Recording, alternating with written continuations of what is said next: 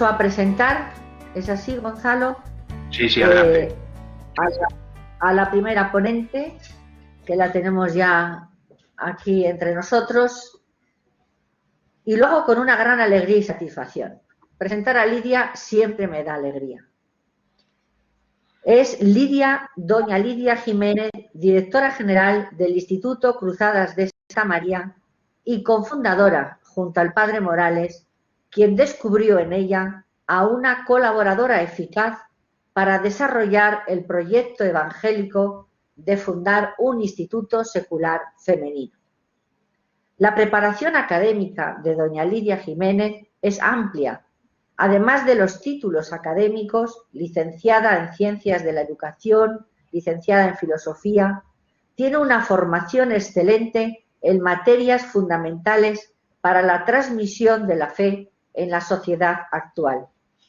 Destaco su compromiso y actividad evangelizadora entre los jóvenes, las familias, el mundo de la cultura. Resumo algunas de las responsabilidades que ha asumido. Ha sido miembro y es miembro del patronato y vicepresidenta de la Fundación Universitaria Española. Dirige el Seminario de Pensamiento Ángel González Álvarez, en el que se organizan numerosas actividades. Ha promovido la creación del Instituto Berit de la Familia, extendido por España y América Latina. Ha sido consultora del Pontificio Consejo de la Familia y consultora de la Congregación para los Institutos de Vida Consagrada y Sociedades de Vida Apostólica. Participó como auditora en el Sínodo de los Obispos sobre la nueva evangelización para la transmisión de la fe cristiana. Ha sido presidenta de CEDIS durante varios periodos. Estando en el cargo, se fundó esta cátedra, Iglesia, Secularidad, Consagración. Asumió activamente todos los proyectos, entre los cuales destaco la Jornada Europea de Institutos Seculares que se celebró en esta misma universidad, y otros actos académicos sobre los fundadores de institutos seculares, entre ellos el fundador de las Cruzadas y Cruzados de Santa María, el padre Morales. Trabajar con ella y a su lado es sin duda crecer en todos los sentidos, por su entrega incondicional, su deseo de anunciar la salvación y la confianza que deposita en las personas que estamos a su lado. Gracias, Lidia, por tu presencia en esta mañana y te dejo la palabra para que nos hables sobre la vigencia y actualidad de la Provida Mater Ecclesia. Gracias. Buenos días. Agradezco mucho la presencia, introducción de las jornadas de la rectora magnífica de la Universidad Pontificia. Por supuesto, agradezco también al profesor Gonzalo Tejerina, que tan activamente promueve todas las actividades de esta cátedra, cree en ella, ha sido siempre un apoyo incondicional. Agradezco la presencia del decano de Teología y, por supuesto, doy las gracias a la presidenta de CEDIS, María José Castejón, por la presentación que ha hecho de mi persona. Ustedes habrán dado cuenta de que no es solo la presidenta de CEDIS, sino es una amiga mía. Los amigos siempre son muy generosos en los elogios. Y luego, todas las cosas que he ido diciendo de mi persona, pues lo único que demuestran es que ya voy cumpliendo años y por eso el currículum es un poco más amplio. Muchas gracias y ha sido siempre una alegría grandísima trabajar al lado de María José, ahora como presidenta de CEDIS. Bien, el tema que se me ha propuesto, que me lo propuso precisamente, me lo propuso Raquel Rodríguez, que ya ha sido citada antes de comenzar prácticamente la jornada, pues tengo que tener también un recuerdo agradecido para ella. Siempre he pensado que somos herederas y somos herederos en los institutos seculares de unas pioneras, pioneros también, pero sobre todo pioneras, a las cuales debemos mucho y que han sellado la vida de los institutos seculares con un quehacer envidiable. Bien, pues esta jornada va dedicada a Raquel Rodríguez. Yo por mi parte así lo hago y agradezco también esa providencia de que sea hoy el día de San Pablo VI. Hay que nacer de nuevo. Hay que nacer de nuevo, le dijo Jesús a Nicodemo. Esto es especialmente válido para un consagrado secular, cuyo vivir en el mundo le obliga a un permanente renovarse. ¿En qué? Pueden ayudarnos estas palabras del Papa Francisco en la exhortación Querida Amazonía. No se trata de que todos seamos más laicos o de que escondamos las convicciones propias que nos apasionan para poder encontrarnos con otros que piensan distinto, porque mientras más profunda, sólida y rica es una identidad, más tendrá para enriquecer a los otros con su aporte específico. Hasta aquí la cita del Papa Francisco. En síntesis, vivir de verdad nuestra identidad tan profunda, sólida y rica, será lo que nos haga ser permanentemente actuales. Por eso la traducción y lectura de la Constitución Apostólica Provida Mater Ecclesiae hoy es vivirla. Así podemos nacer de nuevo siendo lo que somos. Lo expresa muy bien el Papa. No se trata de ser más light, de mundanizarnos, sino es nuestra identidad encarnarnos en el mundo para salvarlo con Cristo. Una renovación existencial. Como le gustaba decir al fundador del Instituto Secular Cruzadas de Santa María, vivid la humilde pedagogía de lo cotidiano, que consiste en valorar lo esencial y en guardar lo que no debe perecer, pero levantando siempre la mirada clara a lo lejos, al eterno frescor de la nueva alborada, a la luz del Espíritu, oteando siempre los signos de los tiempos, en los renovados amaneceres de una humanidad que no se detiene en su marcha hacia Dios. Hondamente fundados para que el edificio sea más alto y desarrollar así una fidelidad creativa. No se trata de conservar piezas de museo, sino de ser creativos, odres nuevos para vino nuevo. Es el título de un documento de la Congregación de Vida Consagrada. Volver a ser revolucionarios, como decía el Papa Francisco, que lo fue en su día la Constitución Apostólica Provida Mater Ecclesia. Esta Constitución, tras 74 años, nos dice hoy, en sustancia, lo mismo que entonces. La lectura actualizada está en cada uno, en cada una. Somos mayoría femenina. Tenemos que ser madres próvidas como la Iglesia. La Iglesia Provida Mater nos engendró entonces y a lo largo de estos años ha ido dando a luz nuevos institutos seculares. De 2 aprobados en 1947, hoy hay 184, según la estadística última de la Conferencia Mundial de Institutos Seculares. De 1980 al 2000, 20 años, se aprueban 53 institutos. Y desde 2000 al 2018, 18 años, solo 3. Además, aumenta la edad de los miembros y descienden las vocaciones. Las últimas estadísticas de la Iglesia Católica, según datos de la agencia Fides, revelan que hoy hay en el mundo 585 miembros de institutos seculares masculinos, 33 menos que el año pasado, y 22.057 femeninos, 343 menos que el año pasado. Disminuyen año tras año, sobre todo en Europa, si bien aumentan en Asia y África, aunque a menor ritmo.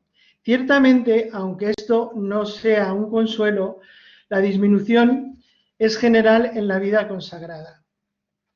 Y entonces podemos preguntarnos, ¿es que la Iglesia Madre ha dejado de ser provida? ¿Es que el Espíritu Santo ya no es dador de vida? ¿Es que los institutos seculares no son hoy más necesarios? Sin duda esto no puede ser la causa. Hay que nacer de nuevo. La Iglesia sigue siendo pro vida mater. El Espíritu Santo sigue engendrando carismas y llamadas. ¿Cómo no va a llamar Dios precisamente en este siglo tan necesitado, mucho más que en 1947? Porque fue la necesidad la que los hizo nacer como luz, sal y fermento en un mundo tenebroso e insulso, como decía entonces Pío XII. ¿Cuál no será la necesidad hoy en medio del eclipse de Dios, en palabras de Benedicto XVI, y consiguientemente del eclipse del hombre mismo, de la misma cultura y secularidad?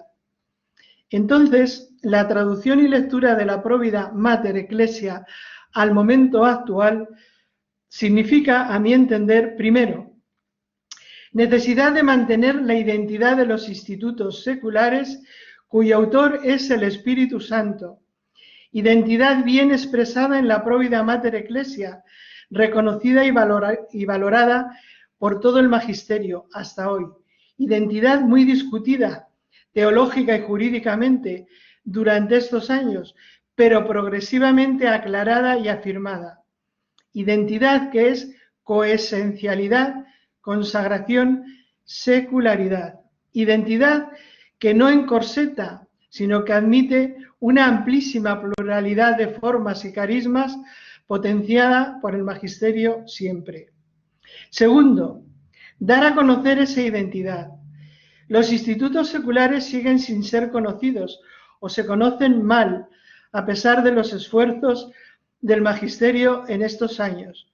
Por ejemplo, la carta a los obispos sobre los institutos seculares en el año 2017.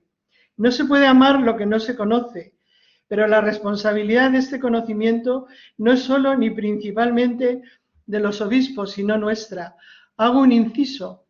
En los últimos meses, en torno al 2 de febrero, Jornada de la Vida Consagrada, se organiza una jornada en la cual intervienen 3 ponentes, un obispo, una religiosa de vida monástica y un miembro de un instituto secular.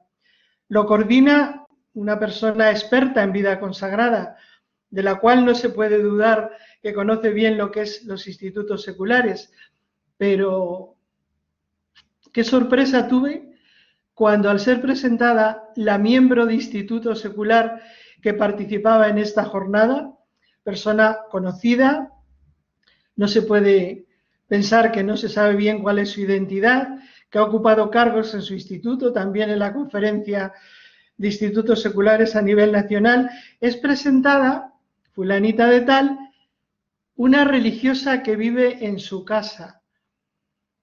Y yo sentí por dentro un vuelco diciendo, un miembro de instituto secular presentado por una persona experta en vida consagrada diciendo que es una religiosa que vive en su casa.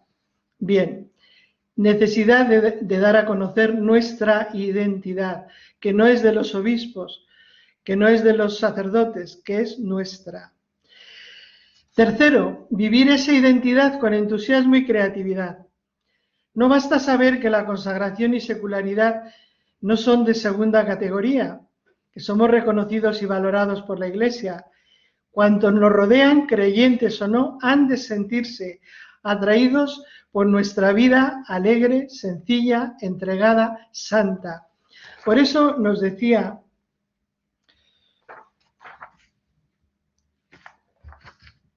el Papa Francisco, al celebrar los 70 años de la Provida Mater Ecclesia, que el desafío más grande de los institutos seculares es ser escuela de santidad. La traducción de la Provida Mater Ecclesia al momento actual consiste en vivir hoy lo que dijo ayer. Es nuestro momento. ¿Por qué? Hoy somos más necesarios. Tenemos ya, tras muchas discusiones y estudios, una teología elaborada y un derecho canónico que nos sustentan, cosa que entonces los papas Lo han tenido siempre claro, pero no muchos teólogos y canonistas.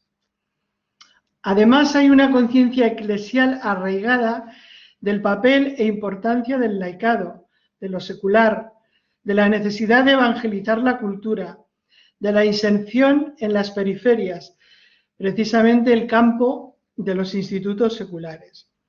Somos 184 institutos seculares aprobados, 77 de derecho pontificio. En 1947 todo estaba en potencia. Somos mayoría femenina, 157 institutos femeninos. Estamos en la hora de la mujer, cosa que en 1947 no sucedía. Hoy no hay lugar donde no podamos estar presentes y de las múltiples formas como pueden estar los institutos seculares. Tenemos más experiencia, la seguridad de que son camino de santidad. Muchos de nuestros fundadores, incluso miembros, están en proceso de canonización. Tenemos pues más riqueza, más realidad, más experiencia, más manos y corazones y sobre todo hoy hay más necesidad que nunca en el mundo en que vivimos. Estos años pasados deberían ser aliados nuestros, no un peso. ¿Qué nos falta? Hemos aceptado implícitamente quizá el ars moriendi que denunciaba el Papa Francisco, esa convicción de que esto no da para más, la cual lleva a encerrarse, a tener hijos. Nos limitamos a ser buenos profesionales, descuidando que la profesión debe convertirse en apostolado. Para eso nacimos, secularidad, consagración, apostolado. Vuestra vocación resulta atrayente a cada hombre y a sus anhelos más profundos, nos decía el Papa Francisco en su discurso a la Conferencia Italiana de Institutos Seculares. Entonces, ¿por qué no atrae vocaciones? Hay muchas razones, cierto, pero quizá una de ellas pueda ser esta que sugiere el Papa, que vivimos cómodamente en nuestro mundo. Nos falta testimonio, nos falta profecía. Si es así, es urgente una conversión, nos advierte el Papa. Salgamos, pues, es el momento oportuno. Si no, en unos años podemos quedarnos sin relevancia, ahora que tanto se nos necesita. Mi objetivo con esta exposición es despertarnos a la urgencia de ser madres próvidas, cuidadosas, prevenidas, diligentes, verdaderas hijas de esta Iglesia Madre, a los Santa Teresa. Esta es, en mi opinión, la traducción y lectura de la Provida Mater Ecclesia al momento actual. No me detengo en aspectos jurídicos, se tratará a lo largo de la jornada por personas muy autorizadas o teológicos, lo mismo, necesarios en este proceso de reconocimiento de nuestra identidad y misión, pero tarea de especialistas, suficientemente estudiados en estos años y ya aclarados, a Dios gracias. Me centraré en lo pastoral, en lo existencial, y si no tengo tiempo de terminarlo, pues lo dejaré por escrito para la publicación. Desarrollaré mi intervención en 4 puntos. ¿Por qué la Provida Mater Ecclesia? ¿Qué dice la Provida Mater Ecclesia? De la Provida Mater Ecclesia hasta hoy, a la luz del Concilio Vaticano II, me detendré menos porque hay una ponencia que específicamente va a tratar de ello, y unas conclusiones, vigencia y actualidad. ¿Por qué la Provida Mater? La historia de los institutos seculares es tan antigua como la Iglesia, decía el cardenal Antoniuti en su discurso al primer Congreso Mundial de Institutos Seculares, 1970. ¿En qué sentido? Los primeros cristianos, junto a un deseo de perfección y de santidad, hasta el martirio, tenían una recta concepción de la secularidad, como lo revela la carta a Diogneto, y vivían coherentemente las exigencias de la vocación bautismal. Ciertamente esta vivencia existencial tan arraigada se fue debilitando. El mundo se va viendo como lugar de pecado y hay que huir de él, la fuga mundi, para santificarse. Surge así la vida religiosa, eremítica, monástica y posteriormente las órdenes y congregaciones de vida activa. Es estupendo, un gran don para la Iglesia. Sin embargo, crece la conciencia de que la santidad no es propia de la vida secular. Se va desarrollando un cierto clericalismo, lo cual ya no es tan estupendo. La reacción de un secularismo ilustrado y la Revolución Francesa, con la oposición a la nobleza y a la Iglesia, se las ve como aliadas, la cual tendrá que esconderse si no quiere acabar en la guillotina. Y aún así, en escondido, sigue evangelizando. Y aquí tenemos los primeros intentos de sociedades de laicos con ardor apostólico y deseos de perfección. Recordamos las fundadas por Pío de la Clorovier en Francia, el siglo XIX lleno de revoluciones de distinto signo y anticlericales todas, ve proliferar asociaciones laicas con idéntico espíritu apostólico y de consagración. Leyendo en profundidad la historia, es la genialidad del Espíritu Santo sacando bienes de los males. Había que redoblar el testimonio y profecía, como nos dice el Papa Francisco, que se haga hoy. De este modo fue la malicia de los tiempos, como dice Provida Mater Ecclesia, la ocasión para el nacimiento de estas primeras sociedades laicales con deseos de consagración antecedente de los institutos seculares. La Iglesia dio una primera aprobación con el decreto Ecclesia Católica 1889, que lo reconocía como píos sodalicios, devotos privados y no como verdaderas formas de vida consagrada. La Iglesia iba dando prudentes pasos a la escucha del Espíritu Santo, que tiene sus tiempos, y no se entendía la vida consagrada sin ser religiosa. Principalmente entre 1920 y 1940 se multiplicaron, dice la Provida Mater Ecclesia, estas asociaciones laicales que querían vivir los consejos evangélicos y solicitaban aprobación en Roma. Pío XI encomienda al padre Gemelli convocar un congreso en San Galo, Suiza, de dirigentes de las asociaciones laicales internacionales más importantes. Se celebró en mayo de 1938 y después, con un documento muy bien pensado y muy bien acordado entre los asistentes, elevaron estas conclusiones a Roma. Pero muchos canonistas de la curia se opusieron al nuevo estado de perfección y le dijeron al padre Gemelli que guardara sus apuntes, mejor que los hiciera, que los destruyera, porque eso no era posible. ¿Cómo conciliar consagración y secularidad? No era una contradicción, solicitado por aquellos visionarios, que se destruyera el documento. El cardenal Pacelli, futuro Pío XII, seguía el tema con solicitud. Una vez elegido papa, en 1939, confió el estudio de la cuestión a 3 sagradas congregaciones, la del Santo Oficio, la del Concilio y la de los religiosos. En este estudio destacó el trabajo del padre claretiano Arcadio Larraona, futuro cardenal. En fin, este largo proceso culminará en la Constitución Apostólica Provida Mater Ecclesia, promulgada por Pío XII el 2 de febrero de 1947. ¿Por qué pues esta Constitución?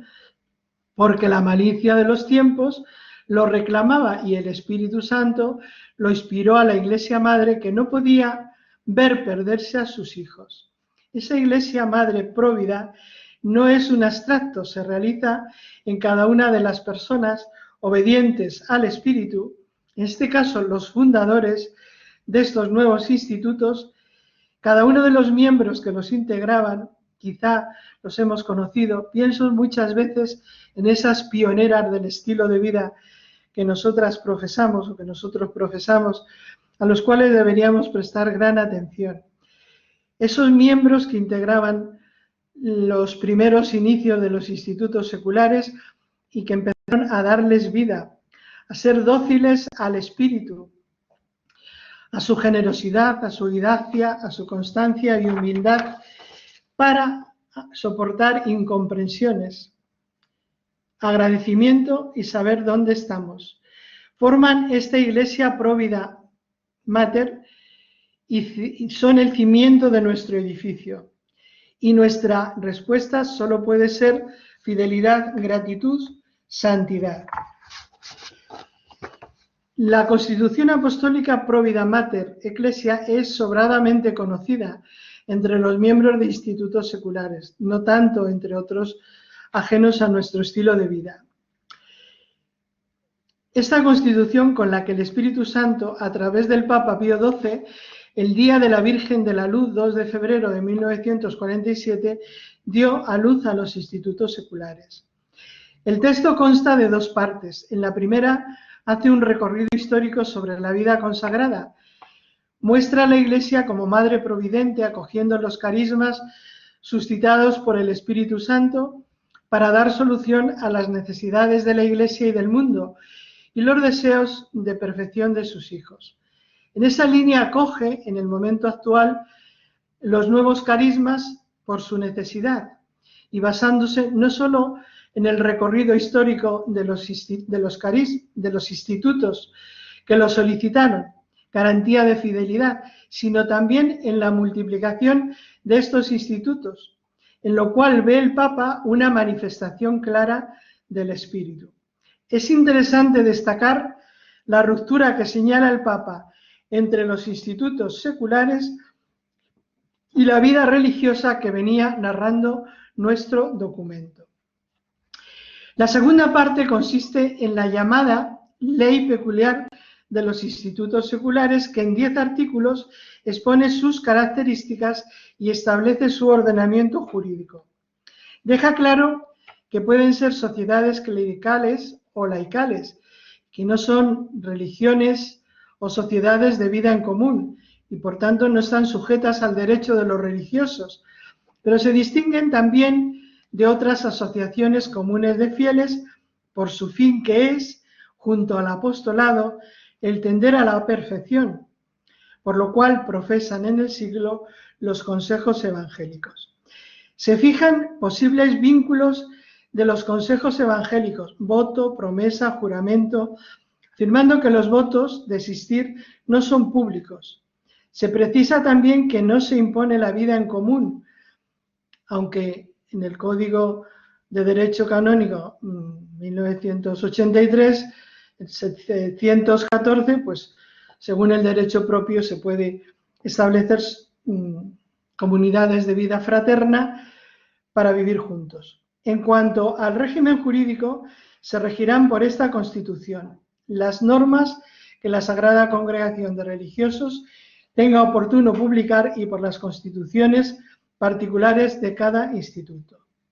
En la Provida Mater Ecclesia están presentes 3 características esenciales que la Iglesia irá subrayando en su magisterio posterior: consagración, secularidad, sin menoscabo la una de la otra, y apostolado. En este tercer punto se insiste quizá menos. Es de apreciar también su amplitud de miras, pues da amplio margen de reglamentación a las distintas constituciones de cada instituto, respetando la gran pluralidad de fines, necesidades y circunstancias existentes desde el principio en los institutos seculares. El 12 de marzo de 1948, el Papa Pío XII promulgó el motu proprio Primo Feliciter, que explicaba y aclaraba algunos puntos no comprendidos. Reafirma las 3 notas esenciales de los institutos seculares: consagración y secularidad plenas y apostolado en perfecto equilibrio. Nada se ha de quitar, escribe, a la plena profesión de la perfección cristiana, sólidamente fundada en los consejos evangélicos, y en cuanto a la sustancia, verdaderamente religiosa, pero es perfección que ha de ejercerse en el siglo, y por ende conviene que se acomode a la vida secular en todo lo que es lícito y puede conformarse con los deberes y obras de la misma perfección. ¿Cómo interpretar la expresión en sustancia verdaderamente religiosa? Sentido amplio, claro está, pues el Código de Derecho Canónico no reconocía otra consagración que la religiosa. Se está implícitamente reconociendo lo esencial de la consagración, profesión de los consejos evangélicos, entrega total de sí a Dios y distinguiéndolo de la separación del mundo que caracteriza la vida religiosa. Se está queriendo decir que son sustancialmente consagrados, pero en el mundo. El motu propio, Primo Feliciter, establece también que todas las sociedades católicas de clérigos o laicos que reúnan los requisitos de los institutos seculares necesariamente han de tomar la forma de institutos seculares y no pueden seguir siendo sociedades de vida en común. También insiste en el apostolado, para el cual nacieron, afirmando que abarca toda la vida y debe ser en el siglo y desde el siglo, es decir, en profesiones, ejercicios, formas y lugares seculares. Deja claro que no se les aplica la disciplina canónica del Estado religioso, pero que en cuanto que es auténtica vida consagrada, son de la competencia y cuidado de la Sagrada Congregación de Religiosos, posteriormente se llamará Congregación de Consagrados, dentro de una comisión especial, lo que prueba que son considerados estados jurídicos de perfección y no meras asociaciones laicales, pero que por otra parte no son religiosos. Conviene señalar la llamada que hace a los conciliarios de Acción Católica a orientar vocacionalmente a los jóvenes hacia los institutos seculares, animando a que se sirvan de sus actividades. La instrucción cum Santissimus, promulgada pocos días después, el día de San José, por la Sagrada Congregación de Religiosos, sale al paso de malentendidos de la Provida Mater. Puntualiza algunas cuestiones básicas para constituir y estructurar sólidamente los institutos seculares, afirmando la conveniencia de esperar a dar normas completas y definitivas para no coartar peligrosamente su evolución, lo cual es esencial de la prudencia y docilidad de la Iglesia, docilidad al Espíritu. En realidad, la Provida Mater Ecclesia y demás escritos que la completan y aclaran nos muestran esta docilidad del Magisterio al Espíritu Santo, de ahí su clarividencia y audacia, y por eso siguen siendo plenamente actuales. Seguirán, no obstante, muchos malentendidos, como es de esperar, en un estado de vida nuevo, difícil de enmarcar tanto en la vida consagrada, que era en esos momentos solo religiosa, como en la secular. Muchos teólogos y canonistas veían contradicción entre el ser consagrado y laico y se pensaba que estos institutos eran una nueva forma más moderna de vida religiosa o bien sociedades laicales muy comprometidas, pero sin llegar a ser estado de perfección. Y en este sentido, la Provida Mater Ecclesiae es concisa y clara. Consagración y secularidad para el apostolado. De la Provida Mater Ecclesiae, sería el apartado 3, hasta a la luz del Concilio Vaticano II. Desde 1947 hasta el concilio se multiplicaron los institutos seculares. Ya en Primo Feliciter, el Papa agradece a Dios la muchedumbre de tantas almas que consagran alegremente su vida en los institutos seculares.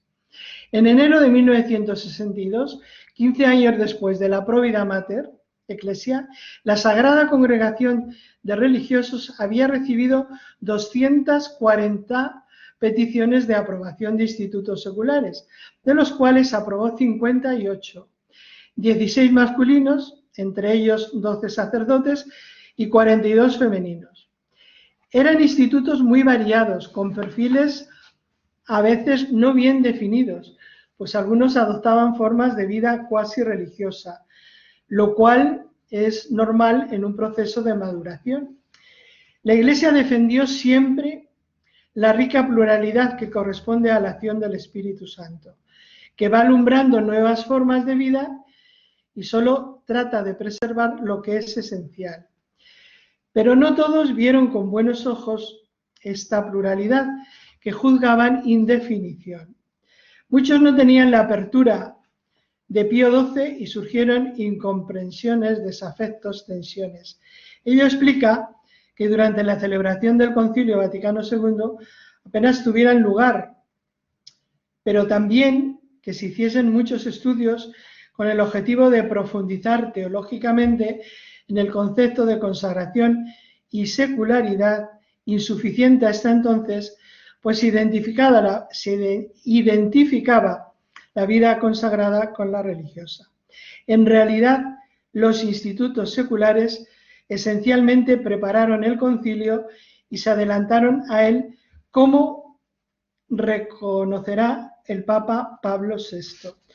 Tengo a continuación un apartado sobre lo que fueron los institutos en el Concilio Vaticano II, pero voy a omitirlo dado que va a haber una intervención específica sobre el tema. Siguieron muchos malos entendidos después de que se fue hablando de los institutos seculares.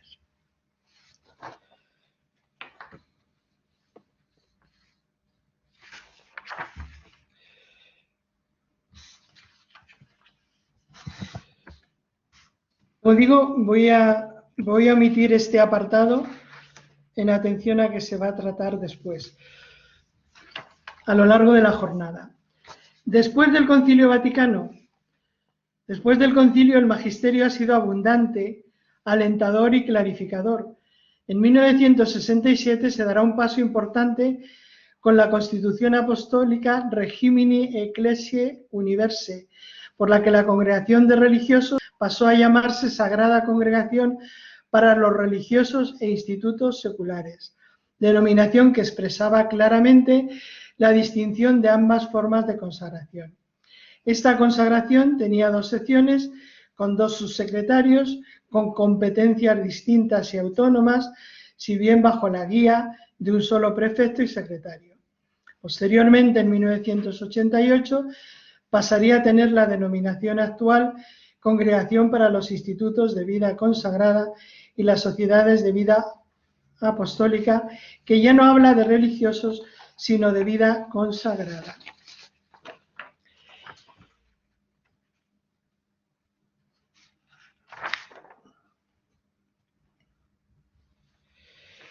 La reflexión sobre los institutos seculares se fue enriqueciendo doctrinalmente con los discursos de los papas e intervenciones de prefectos de la Congregación de Vida Consagrada y enriqueciendo sustancialmente con los encuentros periódicos entre institutos seculares que comenzaron a reunirse en congresos y formar conferencias de institutos seculares siguiendo la eclesiología de comunión del Concilio Vaticano II. En septiembre de 1970 tuvo lugar el primer Congreso Mundial.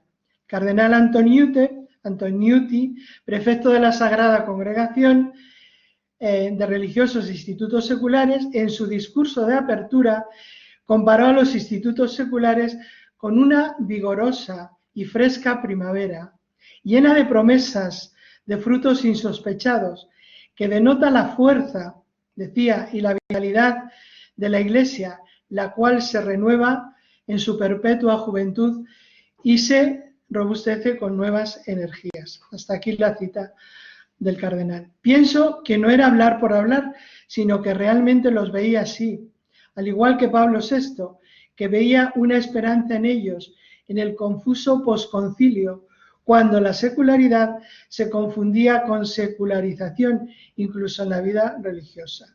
En este congreso de 1970 se discutió mucho sobre la identidad de los institutos seculares, dada su gran pluralidad, pues algunos querían arrogarse el monopolio de la consagración secular. Al final se calmaron los ánimos al constituir una comisión internacional para promover la colaboración de los institutos, comisión cuyos miembros fueron escogidos equitativamente entre los partidarios de diversas tendencias. Esta comisión tenía como objeto también estudiar y proponer el estatuto de una conferencia mundial de institutos seculares, que sería aprobada por la Sagrada Congregación de Religiosos institutos seculares en 1974, las SEMIS. Su objetivo era promover la colaboración entre los institutos seculares para vivir eficazmente su misión. En España, paralelamente, se fundó la Conferencia Española de Institutos Seculares en 1978. Tengo que decir que en 1974 la presencia de institutos seculares por parte de España fue notable, que tuvo una gran influencia y que allí hubo pioneras de nuestro estilo de vida que, vuelvo a repetir, sería necesario poner sobre el tapete porque tienen mucho que aportarnos. Del mismo modo, irán surgiendo conferencias de institutos seculares en los distintos países y también intercontinentales como en Hispanoamérica y Asia.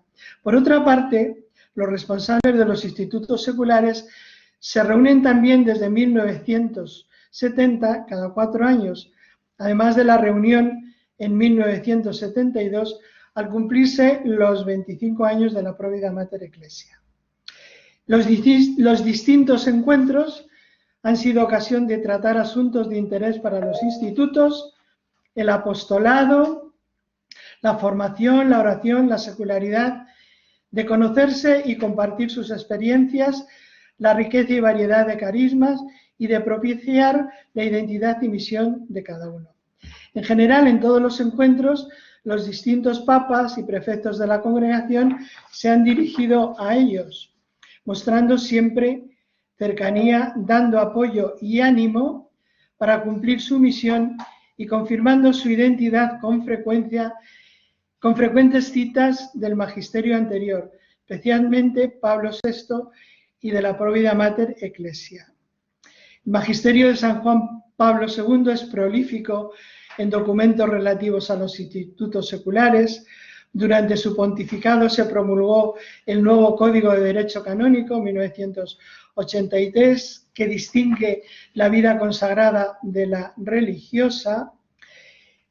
A poco de promulgarse el nuevo Código de Derecho Canónico, la Sagrada Congregación de Religiosos dedicó una asamblea plenaria sobre el tema de los institutos seculares en mayo de 1983, que concluyó con el documento Identidad y Misión de los Institutos Seculares, hoy dirigido a las conferencias episcopales para dar a conocer los institutos seculares.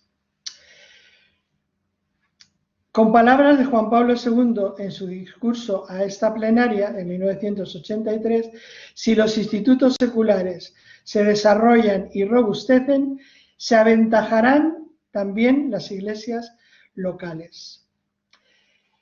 Muy importantes fueron también los sínodos sobre los laicos y la vida consagrada, que dieron lugar a las exhortaciones Christi Fidelis Laici y Vita Consacrada, donde Juan Pablo II se refiere a los institutos seculares, sobre todo en Vita Consacrata, confirmando su necesidad, identidad y misión y exhortando a vivirla. Benedicto XVI les impulsó también. El Papa Francisco ha dirigido varios discursos en 2014 y en 2017 a la Conferencia Italiana de Institutos Seculares. En el primero, 2014, reconoce que la Provida Mater Ecclesia fue un gesto revolucionario en la Iglesia y habla de los institutos seculares como vocación fascinante y atrayente, por la cercanía y ternura que exige, al estilo del buen samaritano. Reconoce en ellos la Iglesia pobre y en salida, con la que sueña, y le llama por ello a ser la Iglesia dialogante que pedía Pablo VI, así como a una urgente conversión. Se ha perdido esta condición, sobre todo a vivir con esperanza. Vigencia y actualidad. Voy saltando algunas cosas para poder concluir. Como dijimos en la introducción, de 1980 a 2000 hubo 53 elecciones oficiales de institutos seculares, mientras que después del 2000 solo hay 3 y disminuyen las vocaciones en Europa y América. La Conferencia Mundial de Institutos Seculares se pregunta, ¿son bien conocidos? ¿Son otras formas de vida consagrada las privilegiadas por las generaciones de hoy? no son ni bien conocidos ni siquiera conocidos. Me remito al ejemplo que puse al inicio de esta ponencia. No son ni bien conocidos ni siquiera conocidos. De ahí la carta a los obispos. ¿Hay otras formas de vida consagrada preferida? Puede ser que sí, pero entre los institutos seculares tenemos que plantearnos seriamente, tenemos que examinarnos urgentemente cómo estamos nosotros dando a conocer la riqueza de nuestra consagración vivida de esta forma tan atractiva. Tenemos que examinarnos y tenemos que multiplicar iniciativas como esta que estamos celebrando hoy para que esta riqueza tan sólida y esta identidad que nos han reconocido todos los papas y muy recientemente el Papa Francisco sea puesta en valor. No se trata, por tanto, de que la identidad no sea actual, como podría ocurrir con órdenes medievales como los mercedarios, que han tenido que actualizar su carisma. Por definición, el instituto secular es del siglo actual, con la obligación, por su esencial secularidad, de actualizarse siempre, lo cual no haría si cambiase su identidad. Se trata de actualizarlo existencialmente.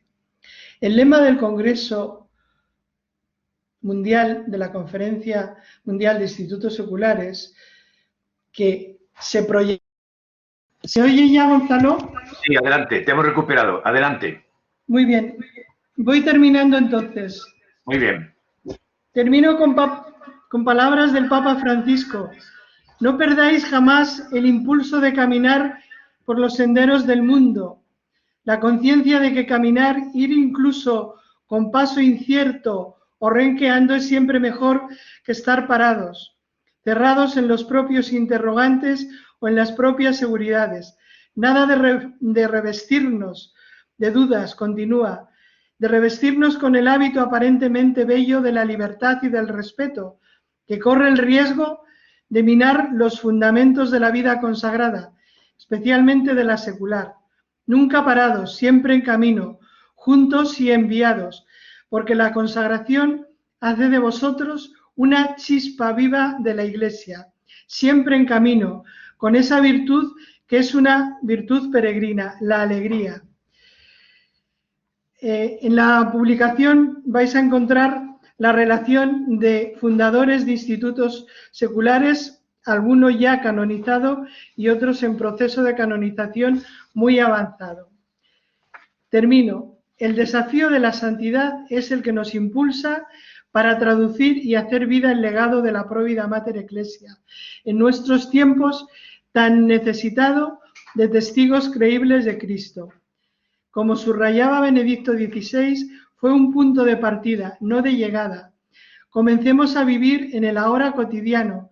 Somos seculares. Esta santidad, entregados al apostolado, con espíritu de inmolación, esperanza y alegría. El modo de ser luz del mundo, con una luz que no deslumbra, sino que ilumina, es ser santos. Vosotros no solamente tenéis una historia gloriosa para recordar y contar, sino una gran historia para construir. Poned los ojos en el futuro, hacia el que el Espíritu os impulsa para seguir haciendo con vosotros grandes cosas. Vita Consecrata número 10. Muchas gracias.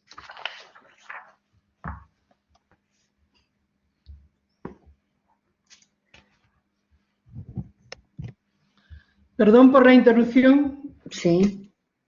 Gracias a ti, Lidia, por tu intervención, por tus palabras. Creo que podemos abrir un momento de diálogo, de compartir contigo. Muy bien.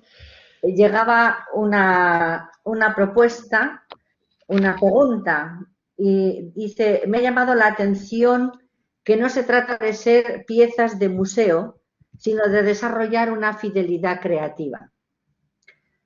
Y dicen, ¿cómo hay un despertar dentro de la Iglesia de la vocación laical, de lo secular, como un despertar a la necesidad de evangelizar la cultura, de la inserción en las periferias, cómo esta conversión eclesial sobre la vocación y misión del laico en la Iglesia puede influir en el conocimiento y en el dar a conocer a la Iglesia en general la secularidad consagrada. Por supuesto, he insistido, creo, a lo largo de la ponencia en que nuestra conversión, nuestra vida de santidad, es una referencia en el mundo en que estamos. Y luego, desde esa conversión personal y desde esa vida de santidad, brotan enseguida soluciones para los problemas que se nos van presentando. Porque no cabe duda que los santos, y podemos afirmar que en los institutos seculares hay mucha santidad, fundadores muy santos, pues los santos son siempre los que ponen las cosas a punto y en su punto. Y son los que van noteando los signos de los tiempos y dando solución a aquellas necesidades que van surgiendo, y que en eso consiste precisamente la fidelidad creativa.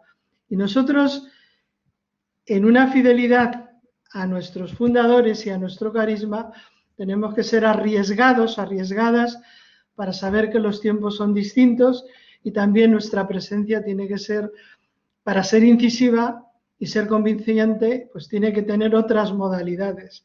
Bien lo estamos experimentando ahora en esta situación que vivimos. Hemos tenido que reinventarnos en muchos aspectos para poder no quedarnos totalmente cerrados y totalmente confinados entre cuatro paredes, sino dando a conocer pues la riqueza que tenemos.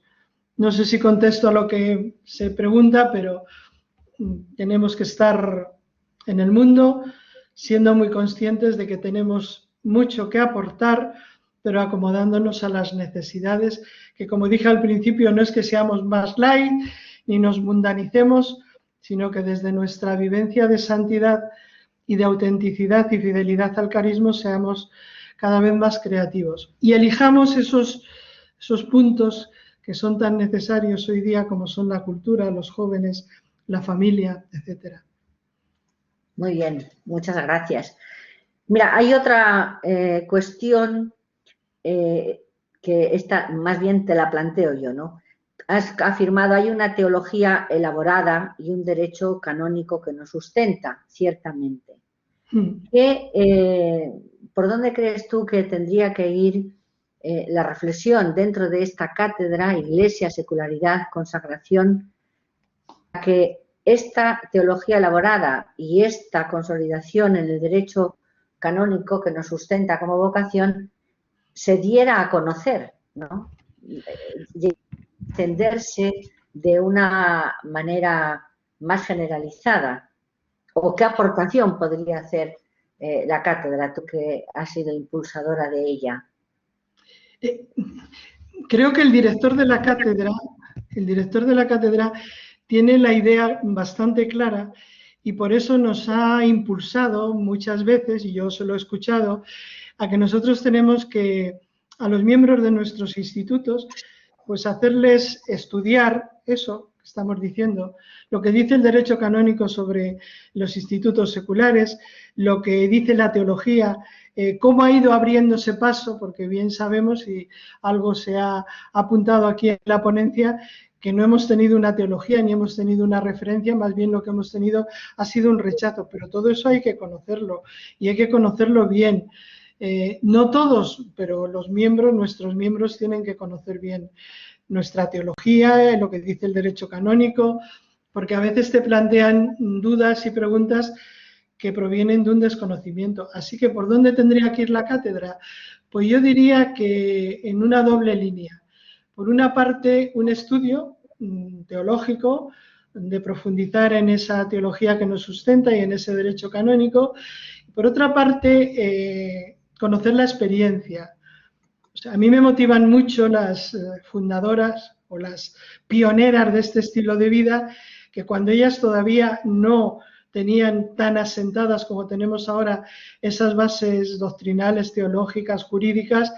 Ellas abrieron brecha y realmente aportaron, pues, aportaron una gran riqueza en muchos campos que nosotros tenemos que aprovecharla, porque tenemos que aprovechar su audacia, tenemos que aprovechar, pues, con poquísimos recursos cómo iban ellas dando a conocer y cómo sabían también resistir, porque algunas de estas pioneras, estoy recordando algunas, tuvieron que resistir a la jerarquía, tuvieron que resistir para poder poner en valor lo que a ellas les inspiraba el Espíritu Santo. O sea, doble vía, diría yo. Sí, muy bien, muchas gracias. Mira, otra cuestión que suscita tu ponencia, ¿no? Como tú decías ahora, las pioneras han sido audaces, valientes. Ahora estamos en otras generaciones. O sea, esa primera generación pasó, lucharon muchísimo por este reconocimiento de su propia vida, no un reconocimiento solo jurídico, un reconocimiento en la propia Iglesia de cómo ellas les llamaba el Espíritu a vivir los consejos evangélicos dentro del mundo. Han pasado los años, muchas veces se ha ido definiendo a los institutos en negativo, es decir, no son religiosas, no son del todo laicos, no son... Hoy ciertamente hay una teología y una expresión totalmente positiva y no hace falta nada más que leer a los papas para verlo.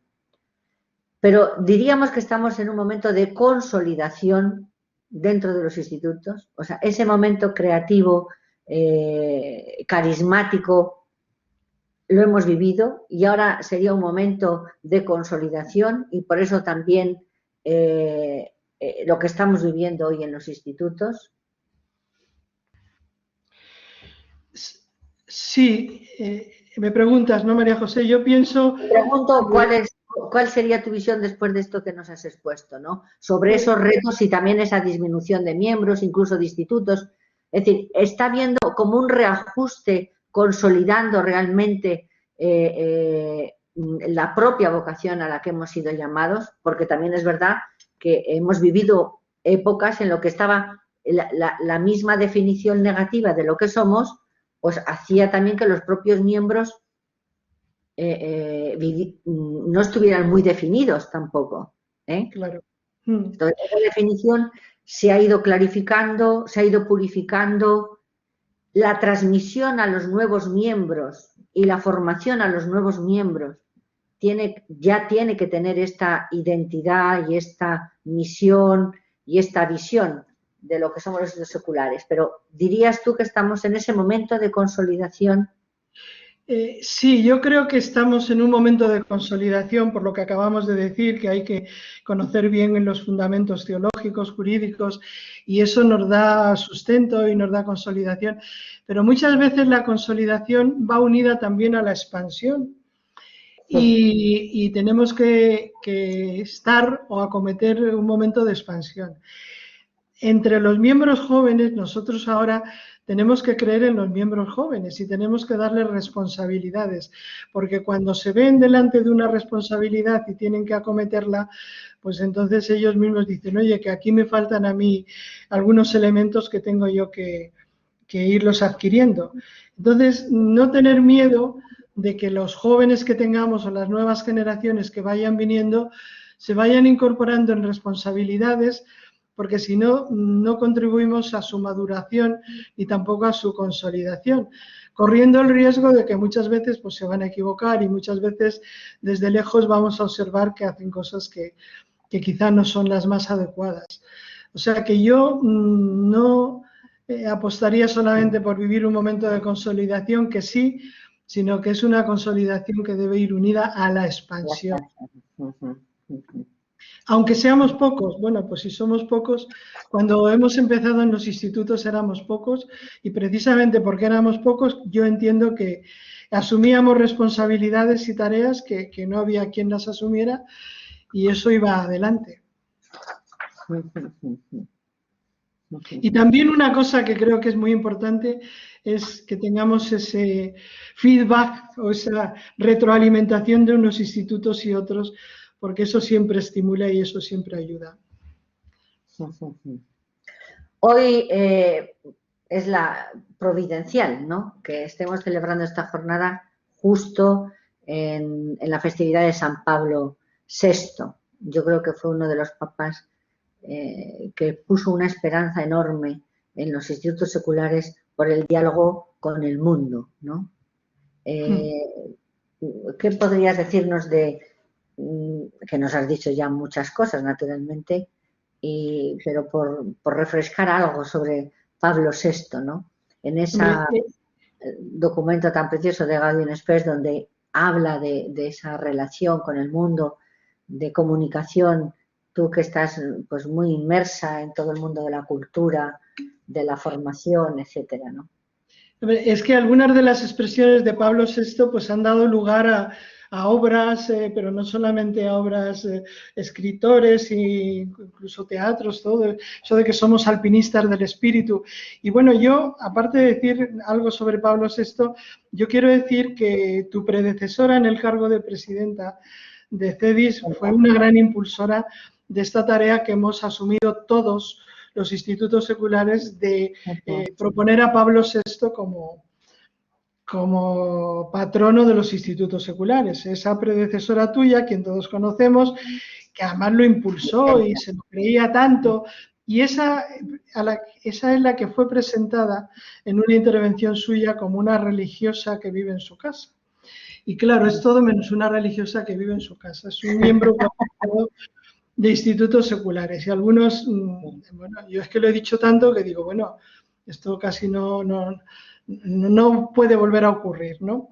De Pablo VI creo que también va a ver a lo largo de la jornada alguna intervención sobre los papas, y por eso quizá no hace falta que yo me extienda mucho, pero desde luego, claro, es importantísimo estudiar a Pablo VI y a lo mejor dedicar una jornada es mucho o no es mucho, ¿eh?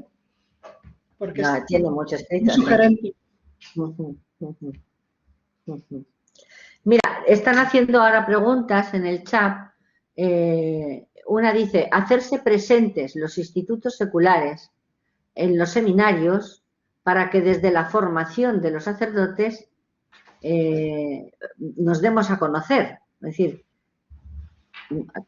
la pregunta sería esa, ¿no? Es decir, la importancia de hacernos presentes o de ser invitadas en los seminarios para que desde la formación de los que van a ser luego ministros y van a animar las vocaciones dentro de la Iglesia conocieran esta vocación. Pues sí, eso es imprescindible, es muy necesario. Yo, al que nos representa dentro del episcopado español, el actual obispo de León, que me perdone si le estoy aquí metiendo en un brete, pero él tendría que ser el que en alguna sesión de la Conferencia Episcopal Española dijera que venga algún miembro de instituto secular y que diga aquí qué piensan del reconocimiento que prestamos los obispos a esta forma de consagración tan necesaria hoy día y tan poco conocida. Y alguno dirá, pues, ¿no tiene la Conferencia Episcopal otras cosas más importantes que tratar?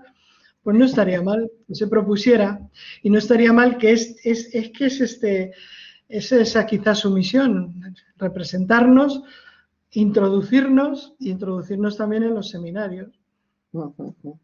Sí, tú que has ido del seminario a la Conferencia Episcopal, nada más y nada menos.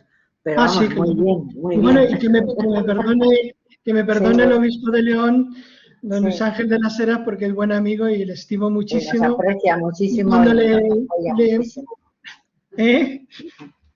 que nos aprecia mucho y nos apoya mucho.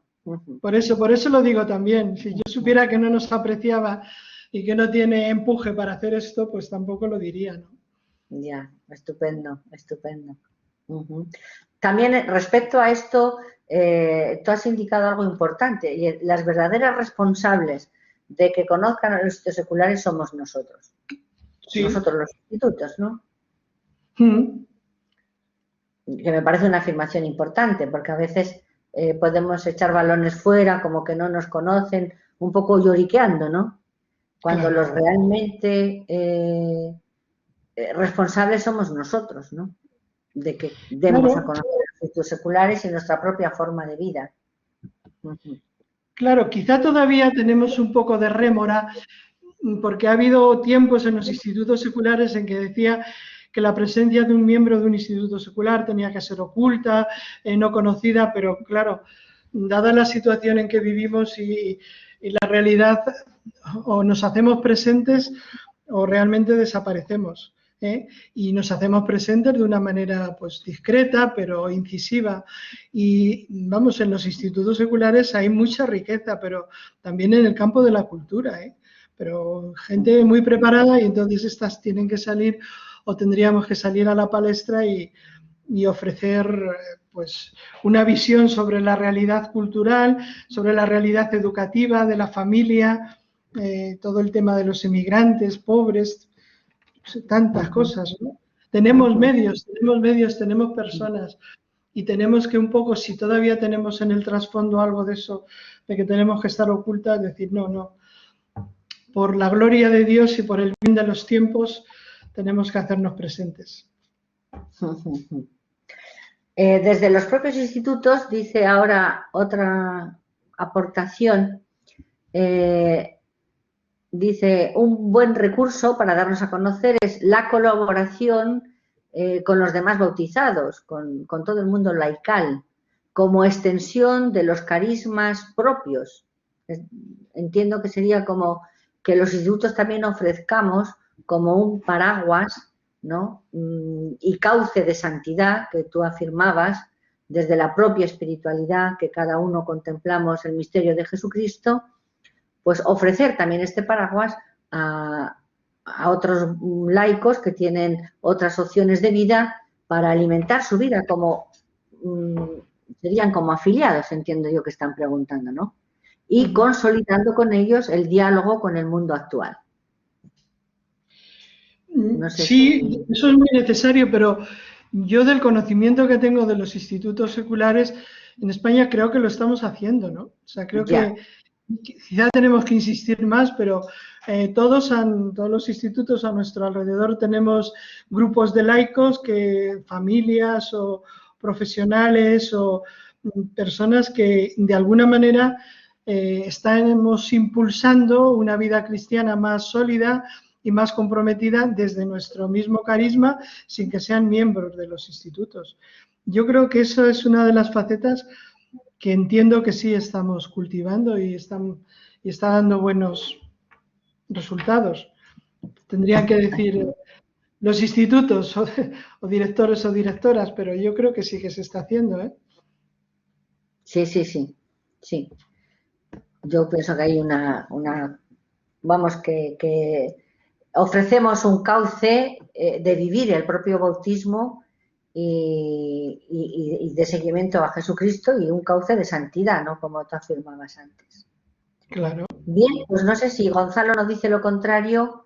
Yo creo que le agradecemos muchísimo a Lidia esta intervención, este inicio de mañana, que ha sido estupendo, y no sé si sería oportuno descansar, no sé, Gonzalo, hasta las 11. Sí, yo creo que tenemos todavía 25 minutos antes de la segunda intervención a cargo de la profesora de la Facultad de Derecho de la Pontificia, doña Laura Magdalena Miguel, sobre el aspecto jurídico. Entonces, hasta las 11, pues podíamos efectivamente dejar estos 25 minutos de descanso para todos. Vale, entonces conectamos a las 11. Eso es, perfecto. Gracias a todos. Gracias ahora. A todos por la atención. Hasta Muchas ahora. Gracias.